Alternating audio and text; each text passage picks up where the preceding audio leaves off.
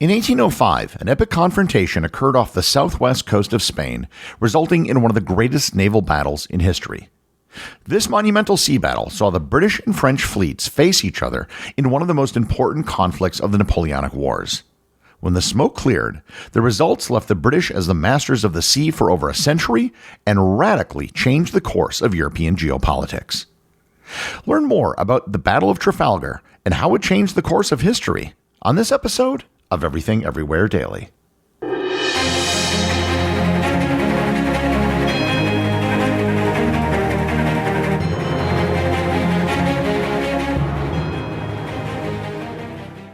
We're leaving today and entering a world of Mickey Mouse waving, princess meeting and greeting, lightsaber clashing, the Twilight Zone Tower of Terror dropping, Banshee flying, Space Mountain launching, galaxy rewinding. What's the point with galaxy rewinding? Fireworks igniting. World of other worlds. For whatever you love. Infinite worlds await at the most magical place on Earth. Walt Disney World Resort.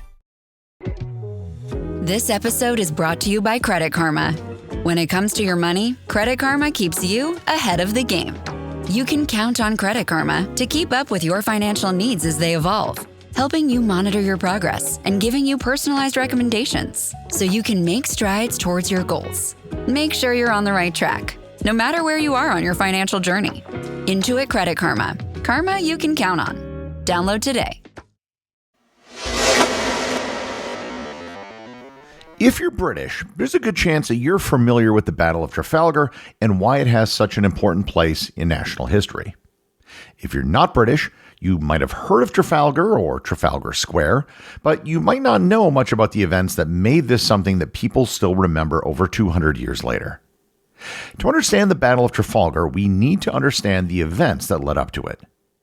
The road to Trafalgar began with the French Revolution and the later rise of Napoleon Bonaparte. By the early 1800s, Britain and France were locked in a global struggle. Britain's strength lay at sea, where the Royal Navy protected its trade, colonies, and homeland. France's strength lay on land, where Napoleon's armies repeatedly defeated European coalitions. Napoleon understood that to force Britain to make peace, he needed either to invade the British Isles or to strangle British commerce. Both goals required neutralizing the Royal Navy, at least temporarily. By 1803, Napoleon had assembled the Armée d'Angleterre at Boulogne, intending to cross the English Channel. The problem was the British Channel Fleet, which maintained a close blockade of French ports. Napoleon's solution was indirect and complex. He planned to lure British ships away from the Channel by threatening British colonies, then concentrate French and Allied Spanish ships just long enough to secure control of the Channel for a brief window.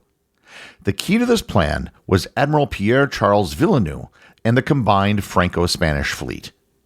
The French fleet at Toulon, commanded by Admiral Villeneuve, managed to escape through the Strait of Gibraltar in March of 1805 and sailed to the Caribbean as planned. British Vice Admiral Lord Nelson, commanding the Mediterranean fleet, pursued him across the Atlantic. However, Villeneuve returned to European waters ahead of Nelson and made for the Spanish port of Cadiz, rather than continuing to the Channel. Napoleon's invasion plan was already starting to unravel. The French emperor, growing impatient with his navy's failures, threatened to replace Villeneuve, which would goad the admiral into a fateful decision. Meanwhile, Napoleon abandoned the invasion plan altogether in August of 1805, marching the Grande Armée eastward to confront Austria and Russia instead.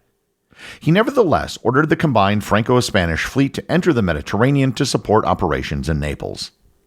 Villeneuve, stung by Napoleon's criticism and hearing rumors of his imminent replacement, decided to set off from Cadiz despite unfavorable conditions.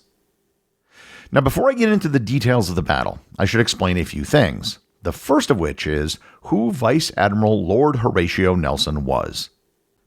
Horatio Nelson, later Admiral Lord Nelson, was born on September 29, 1758, in Burnham Thorpe, Norfolk, into a modest clerical family. He entered the Royal Navy at the age of 12 under the patronage of his uncle, Captain Maurice Suckling. Nelson's early career exposed him to a wide range of naval experience, including service in the West Indies, the Arctic, and the Indian Ocean, giving him practical seamanship and an unusual breadth of experience at a very young age. Nelson rose to prominence during the wars of the French Revolution through a combination of tactical audacity, personal bravery, and an exceptional ability to inspire loyalty among his crews. During the Mediterranean campaign in the 1790s, he lost sight in his right eye while leading an assault on Corsica, and in 1797, he lost his right arm at the Battle of Santa Cruz de Tenerife. Rather than ending his career, these injuries actually enhanced his reputation for fearlessness and sacrifice. He became known for leading from the front and for forming close bonds with the officers and sailors under his command. His decisive victories made him a national hero. At the Battle of the Nile in 1798, Nelson destroyed the French fleet while it was at anchor in Egypt, cutting Napoleon off from his army and shifting the strategic balance in the Mediterranean. In 1801, at the Battle of Copenhagen, he famously ignored a signal ordering him to disengage, pressing the attack until the Danish fleet was defeated. This combination of independence, confidence, and aggressive action became the hallmark of his command style. The other issue I should address before I get to the battle itself are ships of the line. A ship of the line was a large wooden sailing warship, typically with 2 or 3 gun decks running along its sides. These decks carried dozens of heavy cannons mounted to fire through gun ports, allowing the ship to unleash massive broadside attacks. Smaller warships such as frigates or sloops were faster and more maneuverable, but they lacked the firepower and structural strength to fight in the main battle line. Ships of the line were classified by the number of guns they carried. Smaller examples may carry 50 to 60 guns, though these were gradually phased out of the battle line. The most common were 74-gun ships, which balanced firepower and maneuverability and cost. Larger first-rate ships carried 100 guns or more across 3 gun decks and often served as flagships for admirals. These massive vessels required crews of 600 to 800 men and were extremely expensive to build and maintain. These were the equivalent of battleships before battleships existed. If you've seen a movie that depicted a naval battle in the 18th or early 19th century, it probably involved ships of the line. Now back to the battle. On October 19, 1805, the combined Franco-Spanish fleet of 33 ships of the line left Cadiz harbor. Nelson's fleet, which had been blockading the port, consisted of only 27 ships of the line, but enjoyed significant advantages in crew training, gunnery, and leadership. Nelson devised an unorthodox tactical plan that abandoned the traditional parallel lines of battle.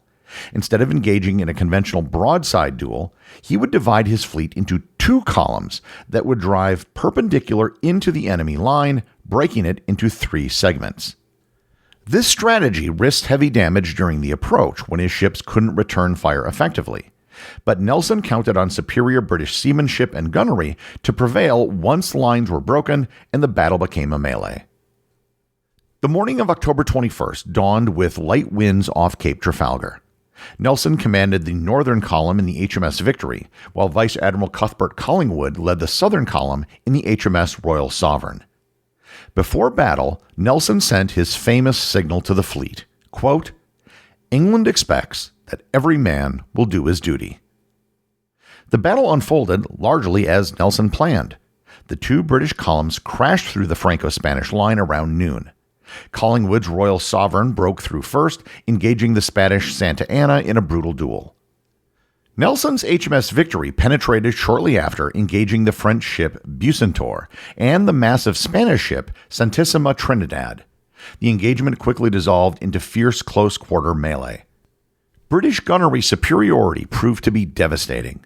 Royal Navy crews could fire their guns nearly twice as fast as their opponents, and their accuracy was far better. Ship after ship in the Franco-Spanish fleet struck its colors or was disabled. However, the battle also brought tragedy for the British. Around 1:15 p.m., Nelson himself was struck by a musket ball fired from the French ship Redoutable as the HMS Victory engaged her at point-blank range. The ball lodged in his spine, and he was carried below decks, dying around 4:30 p.m. as the battle concluded. His reported last words were, quote, "Thank God I have done my duty." By evening, the British had captured or destroyed 22 enemy ships without losing a single vessel of their own. It was an overwhelming victory, though a severe storm after the battle destroyed many of the captured ships. The Franco-Spanish fleet was shattered as an effective fighting force. Villeneuve was captured, and he would later commit suicide in 1806 after being released. Only 11 ships from the combined Franco-Spanish fleet made it back to Cadiz, and 4 that had escaped were captured weeks later. British casualties numbered around 1,500, including Nelson, while Franco-Spanish losses exceeded 14,000 killed, wounded, or captured. Nelson's death transformed what was a military victory into a moment of national mourning and myth-making. He was given a state funeral and interred in St. Paul's Cathedral. His tactical brilliance and personal sacrifice made him a symbol of British naval power. The consequences of Trafalgar resonated for decades. Most immediately, it eliminated any realistic French threat to invade Britain. Napoleon would never again seriously threaten British home waters, freeing Britain to act as the financial and naval backbone of successive coalitions against France. Trafalgar established uncontested British naval supremacy that would last for over a century. France and Spain never rebuilt fleets capable of challenging the Royal Navy. This dominance allowed Britain to enforce blockades that slowly strangled French commerce, implement the continental system's counter-blockade, and project power globally with minimal interference. The battle confirmed Nelson's tactical innovations and influenced naval doctrine for generations. Breaking the enemy line and seeking decisive close-quarter engagement became the preferred British approach, successfully employed at battles like Navarino in 1827. Economically, British control of the seas enabled the expansion of trade and empire during the 19th century. Britain could protect its merchant fleet, enforce favorable trade deals, suppress piracy and the slave trade, and transport troops to distant theaters. The Pax Britannia of the Victorian era rested fundamentally on the naval supremacy secured at Trafalgar. For France, Trafalgar reinforced Napoleon's recognition that he could not defeat Britain directly. He turned instead to the continental system, attempting to defeat Britain through economic isolation. This policy would ultimately drive him to invade Russia in 1812, leading to his downfall. The battle also demonstrated the importance of naval power in modern warfare. Nations observed that even the most powerful land army in Europe, Napoleon's Grande Armée, could be checked by inferior land forces if they were supported by a dominant sea power. The defeat at the Battle of Trafalgar had severe long-term consequences for the Spanish Empire in the 19th century. Spain lost a large portion of its remaining modern fleet, and more importantly, the trained sailors and officers needed to rebuild it. From that point on, Spain was no longer able to protect its sea lanes or reliably project power across the Atlantic. As a result, Spain struggled to supply, reinforce, and control its American colonies during a period when independence movements were gaining momentum. When uprisings spread across Latin America after 1810, Spain lacked the naval capacity to respond decisively or to isolate rebel regions. So in a real sense, the Battle of Trafalgar made the 19th century Latin American independence movements possible. Trafalgar remains an important part of British national identity, commemorated in Trafalgar Square, countless pub names, and annual ceremonies. Nelson's signal and his dying words became known to every single person in Britain.